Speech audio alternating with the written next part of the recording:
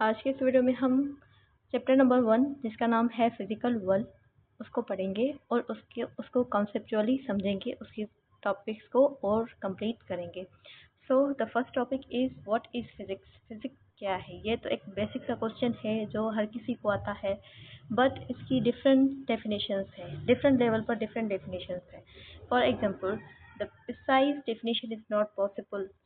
जो फिजिक्स है एक वास्ट सब्जेक्ट है जिसकी प्रिसाइज डेफिनेशन पॉसिबल नहीं है। और जो सिंपल डेफिनेशन है इसकी वो है, physics tells us about how matter and energy behaves with space and time. Physics हमें ये बताती है कि मैटर और एनर्जी कैसे बिहेव करते हैं स्पेस और टाइम के साथ। ये एक डेफिनेशन है हमारी फिजिक्स की। और दूसरी भी डेफिनेशन है, जैसे कि physics is why and how of life. Physics हमारी जो है डेली लाइफ में यूज़ होती है, हाउ और वाई बनकर हमारी लाइफ में आती है फिजिक्स। हाउ और वाई कैसे कि अगर कोई भी चीज़ ऐसे है तो क्यों है, अगर ऐसे है तो किस वजह से है, तो वो हमें बताती है फिजिक्स। फॉर एग्जाम्पल, हमारे पास एक वाटर है, वाटर आइस है। आइस हमने रूम में रख दी तो वो पानी बन जाएगी। वो पानी बनी क्यों बनी और किस वजह से बनी, उसकी स्टडी को हम क्या बोलते हैं? फिजिक्स बोलते हैं। Everything is how and why in our life. हमारी लाइफ में बहुत ज़्यादा ऐसी नेचुरल थिंग्स हैं, नेचुरल फिनोमिनन्स हैं जो हाउ और वाई, जिसका हमारे पास क्वेश्चन होता है हाउ और वाई का, वो आंसर करती है हमें फिजिक्स। दो द फिजिक्स इज, और जो दूसरी डेफिनेशन होगी फिजिक्स की वो कुछ इस तरह होगी कि physics is present, past and future. Physics हमारी प्रेजेंट भी है, फिजिक्स हमारा पास्ट भी है और फिजिक्स हमारा फ्यूचर भी है। प्रेजेंट तो ऑब्वियसली होगा ही होगा, पास्ट और फ्यूचर कैसे होगा हमारी फिजिक्स? फॉर एग्जाम्पल, हमने पास्ट में एक बॉल को फेंका था 20 मीटर पर सेकेंड की स्पीड के साथ और वो नीचे गिरा था कितनी स्पीड के साथ। उस स्पीड को हम कैलकुलेट करेंगे, टाइम ऑफ फ्लाइट भी कैलकुलेट करेंगे और उसका हम हाइट भी कैलकुलेट करेंगे। फॉर एग्जाम्पल, जैसे कि हमने हाइट कैलकुलेट कर दी with the help of physics, but हम पास्ट में गए नहीं हैं, पास्ट को हमने वापस पलटा नहीं है, बल्कि हमने पास्ट की कैलकुलेशन की है कि हमने एक बॉल फेंका था इतने मीटर पर सेकंड के हिसाब से, तो उसकी टाइम ऑफ फ्लाइट और उसकी हाइट इतनी होगी। हम कैलकुलेट करेंगे with the help of physics.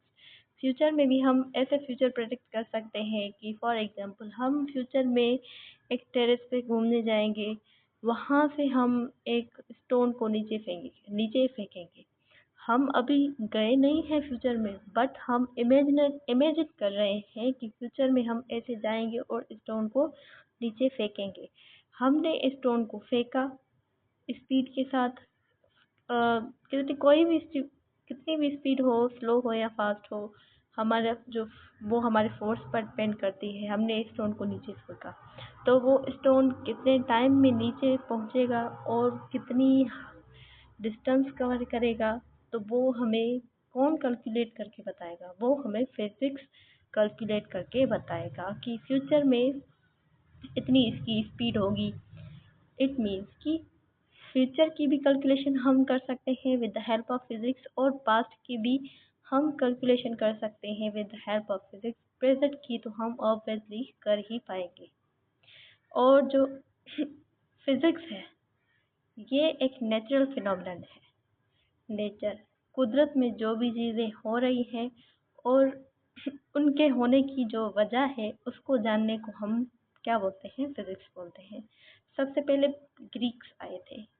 Greeks ने क्या बोला था कि फिजिक्स क्या है? एक नेचर है। फिजिक्स नेचर कैसे है? फॉर एग्जाम्पल, कि जो ग्रीक्स है उन्होंने बता दिया हमें एक कि फिजिक्स एक नेचर है। तो नेचर कैसे है? नेचर फॉर एग्जाम्पल, हमारे पास जो ये अर्थ है, अर्थ हैं, प्लैनेट्स हैं, स्काई है, जो भी नेचुरल थिंग्स है, इन सब चीज़ों की स्टडी को हम क्या बोलते हैं? फिज़िक्स बोलते हैं। ये था हमारा एक बेसिक कॉन्सेप्ट फिज़िक्स का। सो नाउ अब हम नेक्स्ट टॉपिक पर जाएंगे। So now the next topic is principle in physics. Physics के प्रिंसिपल्स कौन से हैं? नंबर 1 जो प्रिंसिपल है वो है यूनिफिकेशन। यूनिफिकेशन को हम इस तरह सिंप्लीफाई डिफाइन कर सकते हैं कि to explain diverse physical phenomenon in terms of a few one concept. हमारे पास बहुत से फिजिकल फिनोमिनन्स हैं, उनको हम कलेक्ट करके एक सिंपल कॉन्सेप्ट, एक सिंपल लॉ बनाएंगे, उसे हम क्या बोलते हैं? यूनिफिकेशन बोलते हैं। The effect to see the physical world as manifestation of some universal laws in different domains and conditions is called unification. For example, हमारे पास एक ग्रेविटेशनल लॉ का कॉन्सेप्ट है। ये क्या है हमारे पास? ये हमारे पास एक लॉ है, ग्रेविटेशनल लॉ। इसको हम सिंपल कॉन्सेप्ट में कन्वर्ट करके एक लॉ बनाते हैं।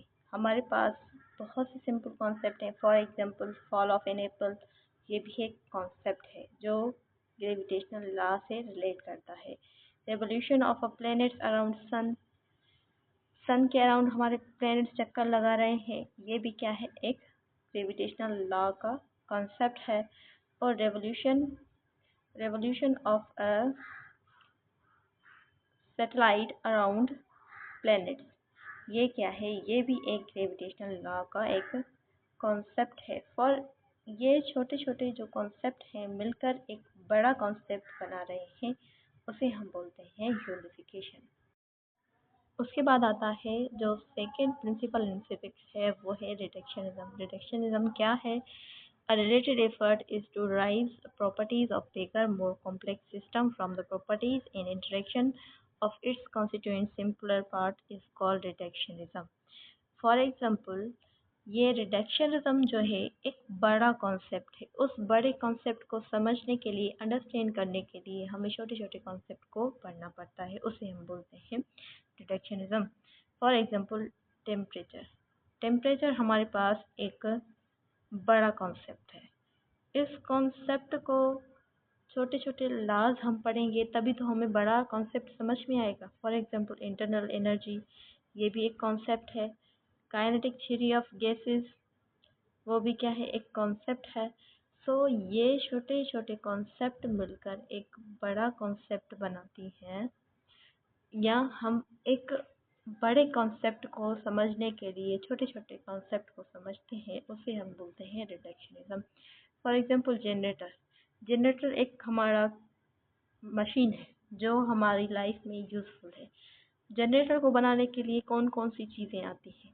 हम जनरेटर को तब स्टडी करेंगे ना जब हमें जनरेटर की बेसिक थिंग्स के बारे में पता चलेगा कि वो कौन सी है। फॉर एग्जांपल मैग्नेट्स होंगे हमारे जनरेटर में, आर्मेचर कॉइल होगी, स्लिप रिंग्स होंगे। ये जो है हमारे पास, ये हैं हमारे सब पार्टिकल्स। ये हमारे सब पार्टिकल्स हैं जो हमारा जनरेटर बनाने में यूज़ होते हैं।